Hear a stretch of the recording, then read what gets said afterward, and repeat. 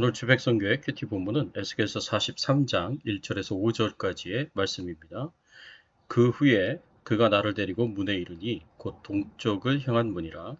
이스라엘 하나님의 영광이 동쪽에서부터 오는데 하나님의 음성이 많은 물소리 같고 땅은 그 영광으로 말미암아 빛나니 그 모양이 내가 본 환상 곧 전에 성읍을 멸하러 올 때에 보던 환상 같고 그발 강가에서 보던 환상과도 같기로 내가 곧 얼굴을 땅에 대고 엎드렸더니 여호와의 영광이 동문을 통하여 성전으로 들어가고 영이 나를 들어데리고 안뜰에 들어가시기로 내가 보니 여호와의 영광이 성전에 가득하더라. 네, 오늘 본문의 말씀을 가지고 우리가 생각해 봐야 할 주제는 이스라엘 백성들의 회복의 완성은 어떻게 이루어지는가? 이스라엘 백성들의 회복의 완성은 어떻게 이루어지는가? 오늘 말씀을 통해서 우리가 함께 살펴보기를 원합니다. 그동안 하나님께서는 이스라엘 백성들의 회복에 대해서 많은 말씀을 주셨습니다. 가나안 땅으로 돌아오게 할 것이다 라고 하나님께서 말씀하셨고요. 이전에 이스라엘 백성들을 핍박하고 대적하였던 원수들을 심판하실 것이다 라고 말씀해 주셨습니다. 이스라엘 백성들의 기업을 회복시켜 주실 것이고 풍성한 열매를 얻게 하실 것이다 라고 말씀해 주시기도 하셨습니다. 이전보다 더 나은 상태로 회복시켜 주실 것이다 라고 말씀해 주셨고요. 하나님에 대한 바른 이해를 회복시켜 주시겠다 라고 말씀도 해 주셨습니다. 그리고 40장에서부터 계속해서 새 성전에 대한 말씀을 주시면서 성전의 회복을 말씀해 주셨는데 이런 모든 회복의 완성이 무엇이겠습니까? 오늘 말씀을 통해서 이스라엘 백성들의 회복의 완성이 무엇일지 우리가 함께 살펴보기를 원합니다. 첫 번째로 이스라엘 회복의 완성은 성전에 하나님의 영광이 돌아오는 것입니다. 오늘 본문 4절과 5절 말씀해 보니까 이렇게 표현되어 있습니다. 여호와의 영광이 동문을 통하여 성전으로 들어가고 영이 나를 들어데리고 안뜰에 들어가시기로 내가 보니 여호와의 영광이 성전에 가득하더라.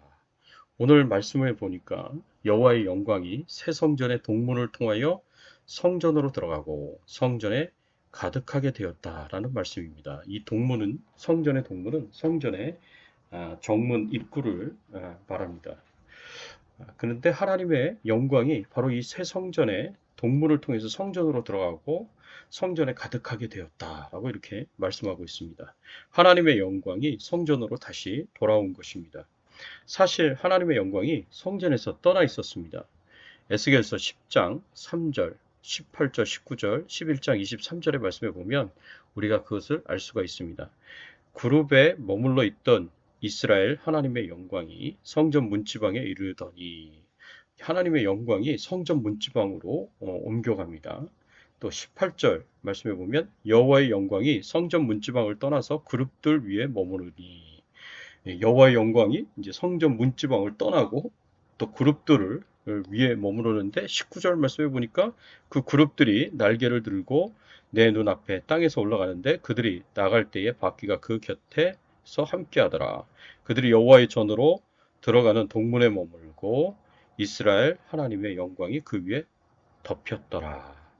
이 성전 문지방에 있었던 여호와의 영광이 그룹 위에 머물더니 그 그룹이 날아가서 여호와의 영광과 함께 동문에 이르게 되었다라고 이렇게 말씀하고 있고요. 23절 말씀에 보면 여호와의 영광이 성읍 가운데서부터 올라가 성읍 동쪽 산에 머무르고라고 이렇게 말씀하고 있습니다. 그래서 여호와의 영광이 이스라엘 성읍 가운데 예루살렘 성읍 가운데 거하시고 그리고 예루살렘 성읍 동쪽 산으로 올라가셨다라고 이렇게 말씀을 하시는 것을 보면 하나님의 영광이 이렇게 이동하는 것을 우리가 볼 수가 있습니다. 지성소에 머물고 있던 하나님의 영광은요, 성소 밖으로 나오신 후에 성전을 아주 떠나셨습니다. 그런데 그 과정을 보면 처음에 여호와의 영광이 지성소의 그룹 위에를 떠나서 성전 문지방으로 옮겨서 한참 머무시다가 다시 성전 바깥들 동문으로 옮겨지셔서 또 거기서 한참 머무시다가 다시 성읍 가운데로 가셨다가 최종적으로 성읍 동편산 감람산으로 보이는데 감람산으로 옮겨가셨습니다. 이렇게 하나님의 영광이 솔로몬 성전을 떠나실 때의 장면을 생각해 보면 하나님께서 지난 아쉬움과 안타까움을 남기시고 성전을 떠나셨다라는 것을 알 수가 있습니다. 이렇게 성전에서 하나님의 영광이 떠나신 것은 BC 592년경에 일어난 일입니다. 예루살렘이 포위되기 약 4년 전이고 에스겔이 새 성전의 환상을 보기 약 19년 전의 일입니다. 하나님께서 성전을 떠나신 가장 근본적인 이유는 우리가 잘 알다시피 이스라엘 백성들이 하나님과 맺은 언약을 어겼기 때문에 그렇습니다. 이스라엘 백성들이 계속해서 하나님이 파수꾼으로 보낸 선지자 예레미야 선지자를 통해서 주신 경고의 말씀을 듣지 않았고요. 계속해서 타락하여 부패한 죄악된 삶을 살아갔습니다. 그러자 하나님께서 도저히 견디지 못하고 성전을 떠나신 것입니다. 그 이후에 어떻게 되었습니까? 성전은 하나님으로부터 버림받아 이방인들의 발에 밟혔고 결국에는 불에 타 다 무너지게 되었습니다. 그런데 하나님의 영광이 돌아올 때에는 한치의 머뭇거림도 없이 성전에 충만하게 임하셨습니다. 이렇게 하나님의 영광이 회복되었다는 것은 영적으로 중요한 의미를 가지고 있습니다. 그것은 하나님의 백성들이 하나님께 대하여 온전한 예배를 드릴 수 있게 되었다는 것을 의미합니다. 하나님의 영광이 없는 성전에서 하나님께 드리는 예배는 아무런 의미도 없는 예배입니다. 아무리 많은 양을 잡고 소를 잡아서 하나님께 예배를 드린다고 하더라도 하나님의 영광이 없는 예배는 그저 헛된 예배일 뿐입니다. 이스라엘 백성들이 하나님과 또 하나님의 말씀을 떠나서 온갖 우상 숭배를 행하고 패역한 죄를 지은 상태에서 하나님께서 받지 않으시는 예배를 드리는 것은 아무런 의미가 없는 것이었습니다. 그래서 미가 선지자가 이렇게 고백을 했습니다. 미가서 6장 6절에서 8절까지의 말씀을 보면 내가 무엇을 가지고 여호와 앞에 나아가며 높으신 하나님께 경배할까? 내가 번제물로 일련된 송아지를 가지고 그 앞에 나아갈까? 여호와께서 천천의 수대양이나 만만의 강물 같은 기름을 기뻐하실까? 내 허물을 위하여 내 맏아들을 내 영혼의 죄로 말미암아 내 몸의 열매를 드릴까? 사람아 주께서 선한 것이 무엇임을 내게 보이셨나니 여호와께서 내게 구하시는 것은 오직 정의를 행하며 인자를 사랑하며 겸손하게 내 하나님과 함께 행하는 것이 아니냐. 정말 하나님이 기뻐하시고 받으시는 예배가 어떤 예배인지를 우리에게 가르쳐 주십니다. 수많은 좋은 제물로 하나님 앞에 드리는 예배가 아니라 선한 삶을 가지고 겸손하게 하나님과 동행하는 삶을 가지고 하나님께 드리는 예배야말로 진정한 하나님께서 받으시는 예배입니다. 그런데 하나님이 기뻐하시는 하나님께서 받으시는 삶은 없고 제물만 좋은 것을 가져다가 예배를 드린다고 해서 하나님께서 그 예배를 받으시는 것이 아니라고 말씀하고 있습니다. 이미 하나님의 영광이 성전에서 예배에서 떠나셨기 때문입니다. 그런데 하나님의 영광이 이제 다시 돌아오셔서 백성들이 드리는 예배를 기쁨으로 받으신다면 이것은 얼마나 큰 은혜요 축복이겠습니까? 하나님의 영광이 회복이 되고 예배가 회복이 되면 영적인 회복이 일어나 하나님이 주시는 모든 축복과 은혜의 축복이 회복이 일어나게 됩니다. 두 번째로 우리가 생각해 볼 수 있는 것은 이스라엘의 회복의 완성은 성전에 하나님의 임재가 임하는 것입니다. 새 성전에 하나님의 영광이 돌아오심으로 인해 하나님의 임재가 회복이 되었습니다. 하나님의 영광의 회복과 더불어 하나님의 임재의 회복은 이스라엘 백성들의 회복의 정점을 찍는 것이요 하나님이 주시는 회복의 완성이 되는 것입니다. 진정으로 새 성전이 성전으로서 그 가치를 가지게 되는 것입니다. 새 성전이 얼마나 크고 웅장한 것입니까?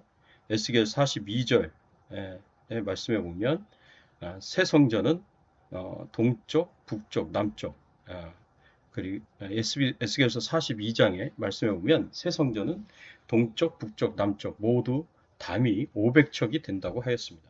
동서남북 모두가 각각 500척으로 네모 반듯하게 생겼습니다. 그런데 500척은 약 266m에 해당되는 길입니다. 그러니까 동서남북 외쪽 담의 길이만 해도 1064m가 된다는 것입니다. 그러나 얼마나 크고 이 웅장한 그런 성전의 모습입니까? 그러나 성전의 규모가 아무리 대단하고 웅장하고 아름답게 꾸미고 장식을 하였다고 하더라도 역시 하나님의 임재가 없는 성전은 그저 건물일 뿐입니다. 새 성전의 진정한 완성은 하나님의 영광이 돌아와 충만히 거하는 것이요 하나님의 충만한 임재가 이루어지는 것입니다. 하나님께서 성전에 계시기 때문에 성전이 건물이 아니라 그 이상의 큰 가치를 가진 성전이 되는 것입니다. 솔로몬의 성전을 생각해 보십시오. 금으로 백향목으로 만들고 이 금으로 도배를 했다고 하더라도 아무리 화려하고 아름답다고 하더라도 하나님이 떠난 성전은요 그저 건물일 뿐이고 이방인들에게 짓밟히고 불에 타 없어지는 것이 되었습니다. 그런데 솔로몬의 성전보다 오히려 정말 보잘것없고 작은 스룹바벨 성전에 대해서는 하나님께서 뭐라고 말씀하셨습니까? 규모 면에서나 성전을 지은 재료를 보거나 솔로몬 성전에 비교하면 너무나 보잘것이 없는 성전이었습니다. 그러나 하나님께서 학계 2장 9절의 말씀에 보면 이렇게 말씀하셨습니다. 이 성전의 나중 영광이 이전 영광보다 크리라. 만군의 여호와의 말이니라. 내가 이곳에 평강을 주리라. 만군의 여호와의 말이니라. 하나님께서 규모나 장식이나 어느 곳으로 보아도 보잘것이 없는 스룹바벨 성전의 영광이 솔로몬 성전의 영광보다 더 크다고 말씀하셨습니다. 그리고 이 작고 보잘것없는 스룹바벨 성전에 평강을 주시겠다고 축복하셨습니다. 이런 말씀을 보면 성전의 규모나 장식보다 훨씬 더 중요한 것은 하나님의 영광이 함께 하시느냐 아니냐, 하나님께서 임재하시느냐 아니냐 여기에 달려 있다고 볼 수가 있습니다. 사랑하는 성도 여러분, 우리 주백성교회는 에스겔이 환상 중에 보았던 새 성전과 같이 하나님의 영광과 하나님의 임재가 충만히 임하는 교회, 하나님께서 찬송과 예배를 드릴 때 기쁘게 행복하게 받으시는 그런 교회가 되기를 예수 그리스도의 이름으로 축원합니다. 같이 한번 기도하겠습니다. 하나님 아버지, 에스겔이 본 환상 중에 새 성전에 하나님의 영광이 돌아와 충만히 임하시는 그 모습을 보고 또 하나님의 임재가 충만히 임하는 것을 보고 하나님, 우리 교회도 이렇게 하나님의 영광으로 충만하여지고 하나님의 임재로 충만하여지는 그런 교회가 되기를 소원합니다. 그런 예배가 되기를 소원합니다. 그런 우리 한 사람 한 사람의 삶이 되기를 소원합니다. 하나님과 동행하는 저희들의 삶이 되게 하여 주시옵소서. 특별히 코로나19 바이러스로부터 하나님 저희 가족들, 후손들 다 안전하게 지켜 보호하여 주시옵시고 하나님 생업의 현장에서 어렵고 힘든 하나님 그 삶을 기억하여 주시고 필요한 모든 것으로 채워주시고 공급하여 주시옵소서. 이 가운데 더욱더 말씀과 기도 가운데 하나님 앞에 나아가게 하시고 하나님을 찬양하며 경배하며 영광을 돌릴 수 있는 저희들의 신앙의 삶이 될 수 있도록 은혜를 베풀어 주시옵소서. 감사드리옵고 예수 그리스도의 이름으로 기도드리옵나이다. 아멘.